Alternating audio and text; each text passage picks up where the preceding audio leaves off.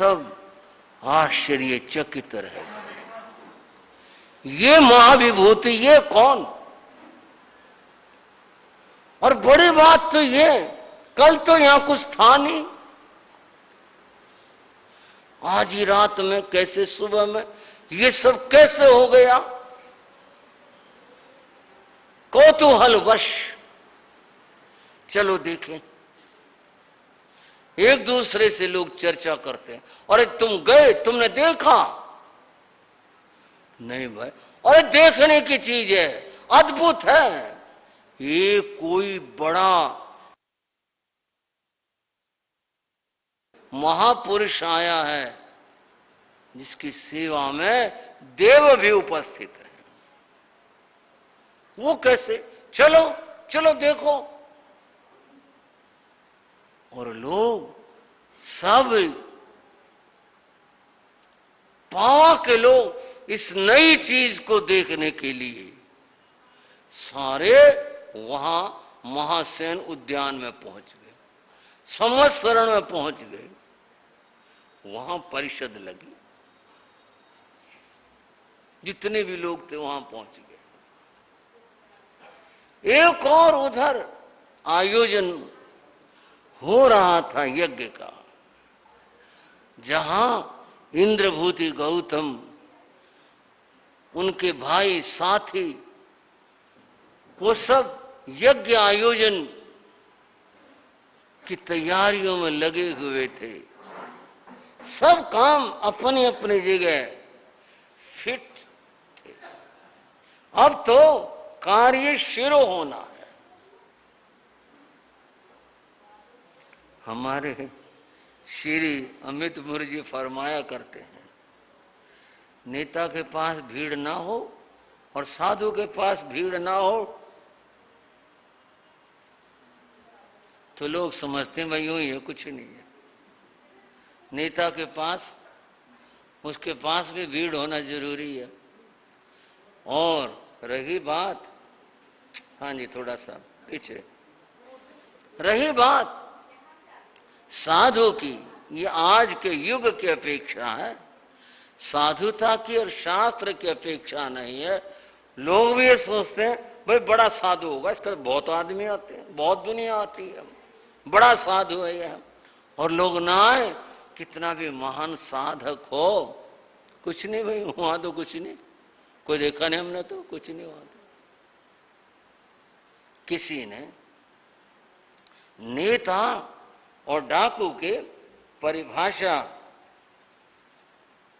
की और पूछी, भाई नेता में और एक डाकू में क्या फर्क? आप भी कहोगे ये क्या बात सुनाने लगे। बस ऐसे ही ख्याल सा आ गया।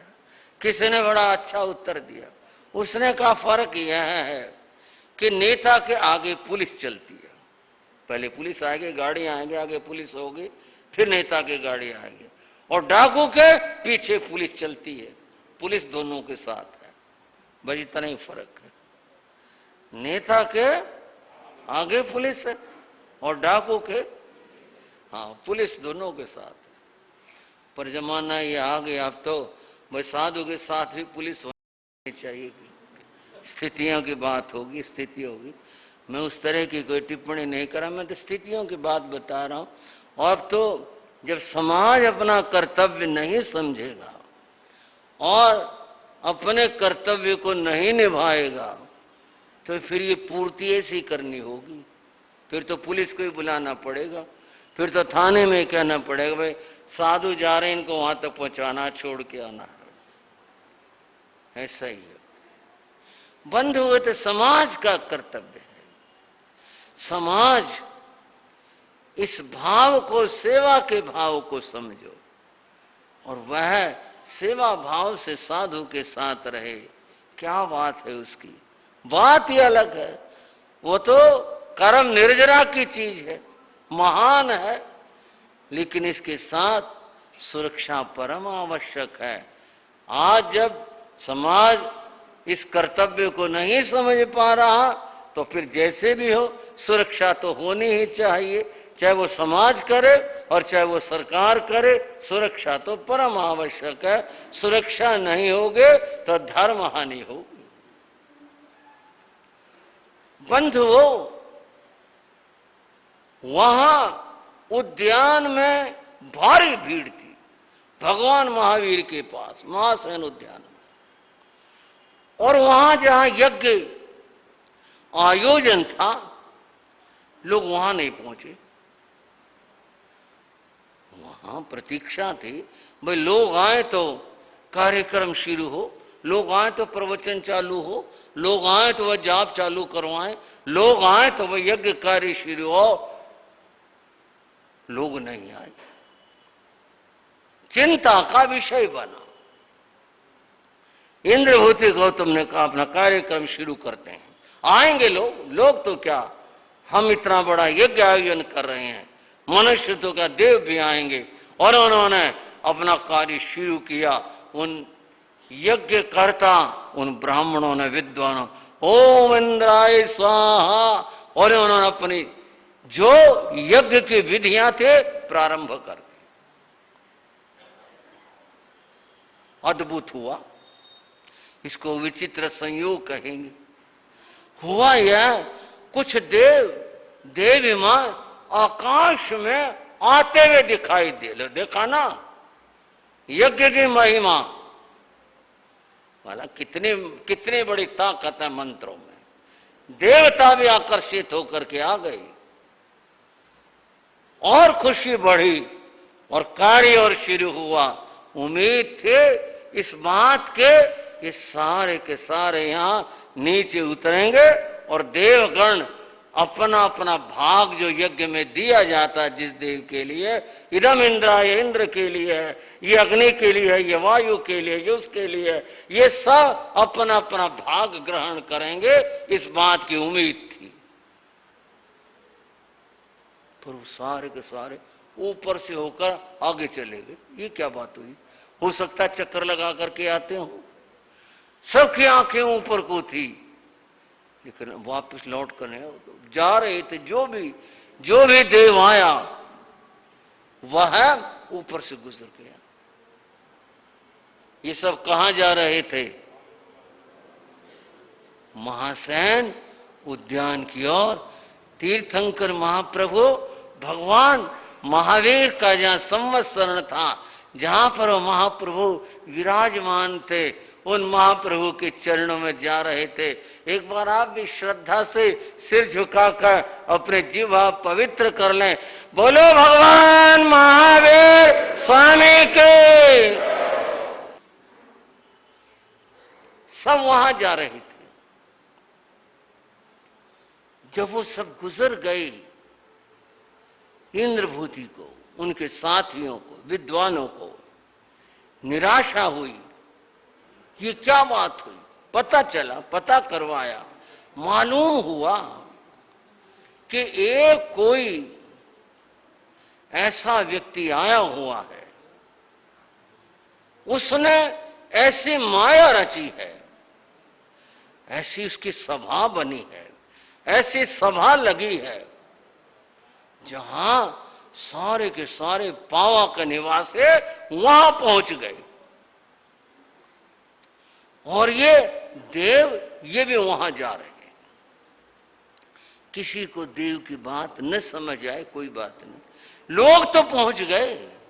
इसमें तो कोई संदेह की शंका की बात ही नहीं। लोग तो पहुंच गए। हमारी कथा है, देव भी वहां पहुंच गए। ये ऐसा कैसे हो गया? इंद्रभूति गौतम ने विचार किया, ये तंत्र विद्या है, तंत्र विद्या का प्रयोग है। तंत्र विद्या में 6 कर्म होते हैं, 6 कर्म होते हैं। उनमें से एक कर्म है मोहन, एक है आकर्षण। व्यक्ति को पूरी तरह से अपनी ओर आकर्षित करना, मोह लेना, ये मोहन है। नगर को आकर्षित कर लेना, यह आकर्षण है। ये तो वैसे नहीं हो सकता।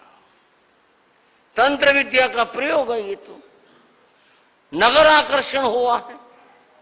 पूरे नगर के लोगों को इस व्यक्ति ने, इस तांत्रिक ने आकर्षित कर लिया।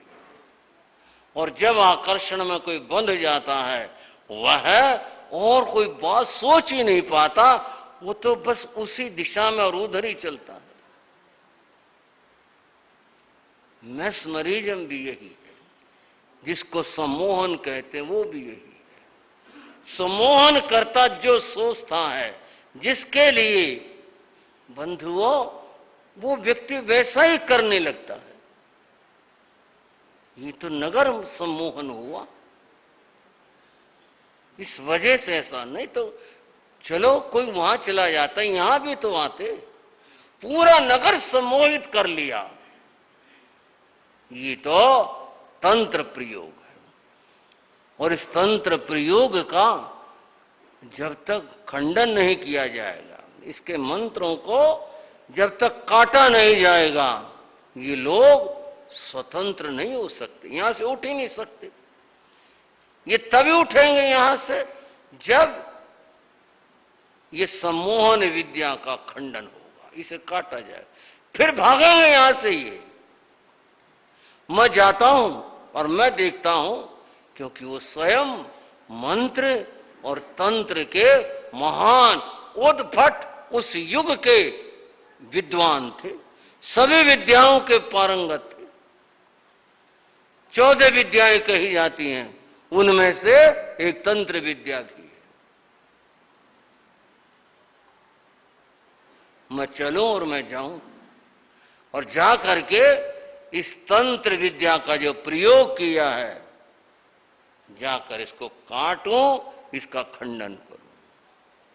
उन्होंने साथियों से कहा कि ऐसे बात नहीं होगी, मैं जाता हूं और जा करके मैं इसका खंडन करूंगा। कौन है ये व्यक्ति, कौन तांत्रिक आया है यह, जिसने आकर के हमारे सारे कार्यों को ऐसा कर दिया, और यहां व्यक्ति ने वहां सारा नगर आकर्षित कर लिया। इंद्रभूति गौतम चलने को तैयार हुए।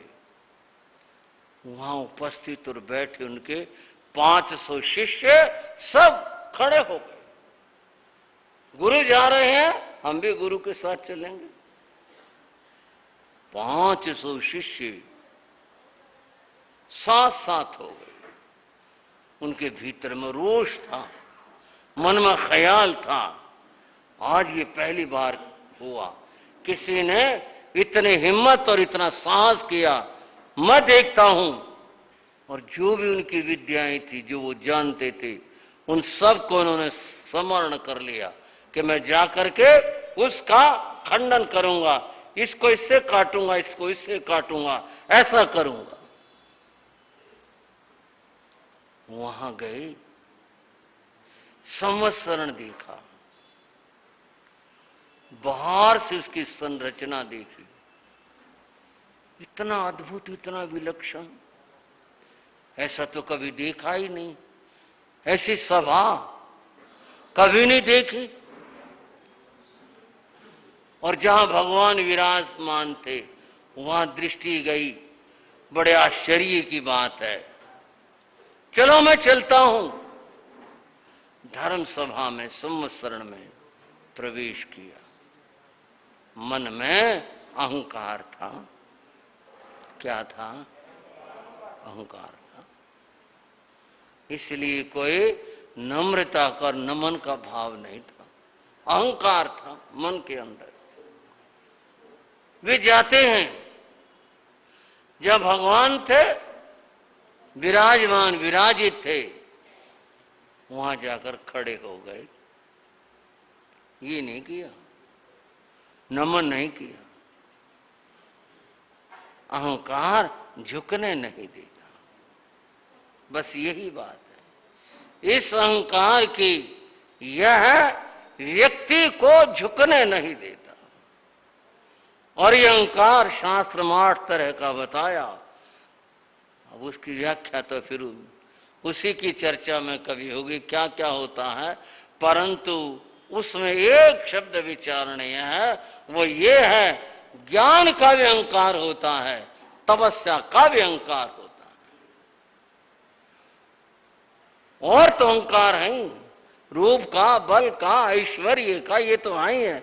लेकिन ज्ञान पाकर तो आदमी विनम्र हो जाता है, लेकिन ये ऐसा भी होता है, ज्ञान पाकर के व्यक्ति और अहंकारी हो जाए। अहंकार था, और अहंकार झुकने नहीं देता। खड़े हो गए जाकर के। अब बात शुरू कौन करे? इंद्रभूति करें, और महावीर को तो जरूरत क्या, आए हैं ये शुरू करें या कौन शुरू करें? ये आपकी और हमारी जिज्ञासा है। जाकर के खड़े हो गए भगवान के सामने, नमन भी नहीं किया। इंद्र भी उपस्थित थे, वो तो जानते थे इस बात को हो क्या सकता और क्या होना है यहाँ। ठीक है, उनको केवल ज्ञान नहीं होता, परंतु अवधि ज्ञान तो होता ही। वो देख रहे थे और सब लोग बैठे हुए आश्चर्यचकित थे, ये क्या हो रहा है? जब बड़े और महान होते हैं, उनकी महानता तो महानता होती है। भगवान ने कृपा की, प्रभु ने कृपा की। भगवान बोले, उन्हें क्या जरूरत थी? परहित के लिए, उनके कल्याण के लिए, अपने लिए नहीं। मैंने कहा ना, वो बाहर छलकता है। पात्र भर गया, दूध बाहर को बहता है। पर हित के लिए, पर कल्याण के लिए, दूसरे के कल्याण के लिए भगवान ने कृपा की। भगवान बोले, इंद्रभूति गौतम तुम आ गए। कितना कितना अद्भुत होगा। भगवान की अमृत वाणी और अमृत वाणी प्रकट हुई। इंद्रभूति सामने ऐसे खड़े हुए थे, अहंकार के वशीभूत हुए, और भगवान ने कहा, इंद्रभूति गौतम तुम आ गए। सन्न रह गए इंद्रभूति। किस बात से?